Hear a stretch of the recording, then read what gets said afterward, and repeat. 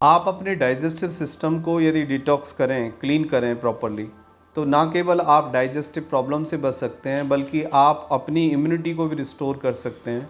आप अपने digestive system को डिटॉक्स करके, आप अपने डाइजेस्टिव सिस्टम को क्लीन करके ना केवल आप अपनी बॉडी को डिटॉक्सिफाई करेंगे बल्कि जैसे आपका लिवर है, पेनक्रियाज है, आपका किडनी है, आपका इंटेस्टाइन है, इन सब की फंक्शनिंग को भी आप प्रमोट करेंगे। तो बहुत इम्पॉर्टेंट है कि आप अपने डाइजेस्टिव सिस्टम को रेगुलर बेसिस पे डिटॉक्स करें। जिन लोगों को कॉन्स्टिपेशन रहता है या जिन लोगों को बहुत ज़्यादा गैस बनती है या अल्सरेशन का इशू है, उन लोगों को दो काम करने हैं। एक तो आप अपने कॉन्स्टिपेशन को डील करिए, दूसरा आप एल्कलाइन फूड लीजिए या न्यूट्रल फूड लीजिए, मतलब नॉर्मल पीएच पे फूड लीजिए। इसका मतलब ये है कि यदि आप अपनी बॉडी का पीएच मेंटेन रखते हैं, कॉन्स्टिपेशन को ठीक रखते हैं, पेट को सफ़ा रखते हैं, तो आप न केवल बीमारियों से बच पाएंगे बल्कि बीमारियों को ठीक करने में आपकी बॉडी के अंदर जो हीलिंग सिस्टम है उसको स्पीड अप कर पाएंगे और आपको काफ़ी फास्टर हीलिंग होगी। एक रिसर्च के अनुसार यदि आपको कॉन्स्टिपेशन रहता है या फिर आपको डाइजेस्टिव संबंधित कुछ प्रॉब्लम्स हैं तो आपकी दवाइयों का एब्जॉर्प्शन घट जाता है और मेडिसिन के एब्जॉर्प्शन घट जाने से आपकी हीलिंग जो प्रक्रिया है, यानी जो बीमारी को ठीक करने का प्रोसेस है, वो इम्पेयर्ड होता है, वो डिक्लाइन होता है, वो शुरू होता है और कम हो जाता है और आप एक लंबे समय तक दवाई लेते रहते हैं लेकिन कोई फ़ायदा नहीं होता है। आयुर्वेद के अनुसार कोई भी ट्रीटमेंट शुरू करने से पहले पंचकर्मा किया जाता है, क्लीनिंग की जाती है, डिटॉक्सिफिकेशन किया जाता है और नेचुरोपैथी में जिसको हम संख प्रक्षालन कहते हैं, तो ये क्लीनिंग बहुत इंपॉर्टेंट रोल प्ले करते हैं। तो मैं आप कोई भी थेरेपी की दवाई लें, आयुर्वेद हो, होम्योपैथ हो या फिर मॉडर्न मेडिसिन हो या कोई भी और हो, तो मैं सबको ये बात बोलूँगा कि आप डिटॉक्सिफिकेशन सबको करना चाहिए, क्लीनिंग सबको करना चाहिए।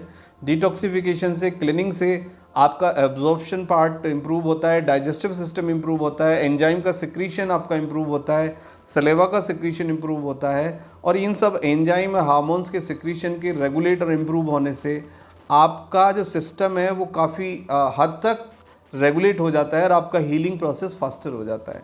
अब बात ये आती है कि हम कैसे डिटॉक्स करें डाइजेस्टिव सिस्टम को। सो डाइजेस्टिव सिस्टम को डिटॉक्स करना बहुत आसान है, इज़ नॉट कॉम्प्लिकेटेड। आप मॉर्निंग में लेमन वाटर लीजिए, उसके बाद आप पूरे दिन के अंदर या तो एक एप्पल खा लीजिए या एक कोकोनट मतलब पानी पी लीजिए, या फिर आप कोई भी 300 ml स्मूदी बना लीजिए। स्मूदी में आपका वो गाजर का स्मूदी हो सकता है, आपका एप्पल का हो सकता है, पपाया का हो सकता है। इसका मतलब है कि आप फ्रूट्स को विद अ फाइबर लीजिए, हल्का सा काला सेंधा नमक डाल के, तो that is a good quality of detoxification. Plus 8 से 10 ग्लास वाटर लीजिए आप। उसके बाद ग्रीन वेजिटेबल्स खाइए और हरी चटनी खाइए। हरी चटनी आपके डाइजेस्टिव सिस्टम को ना केवल सूट करती है बल्कि जो डाइजेस्टिव सिस्टम्स के आपके सेल्स एंड टिश्यू हैं उसकी फंक्शनिंग को इन्हांस करती है। तो जैसा कि मैंने पहले भी कई वीडियो में बताया कि हरी चटनी खाने की आदत डालें, जिसमें लहसुन हो, प्याज हो, अदरक हो, शिमला मिर्च हो और दही हो। ये कॉम्बिनेशन ऑफ चटनी बनाइए, चटनी खाइए। चटनी डिटॉक्सिफाई करती है, डाइजेशन को प्रमोट करती है, एंजाइम के सिक्रीशन को प्रमोट करती है और आपके किडनी और इंटेस्टाइन के फंक्शन को प्रमोट करती है। तो चटनी आपके लिए एक बहुत ही नेचुरल डाइजेस्टिव टॉनिक है, तो सबको चटनी खानी चाहिए। इसके बाद आता है कि आप अपने पीएच को बैलेंस करना सीखिए। हमारा पीएच पे वीडियो है तो वो आप देख सकते हैं। आपका जो पीएच है अराउंड गटका 7 रखिए।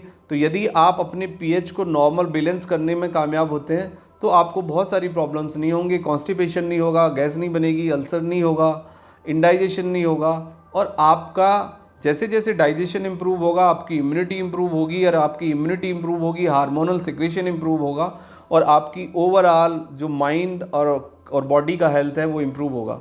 सो that is a right way to deal with a digestive system, जिससे कि आपको बहुत पॉजिटिव बेनिफिट्स होंगे। Thank you very much and take care yourself.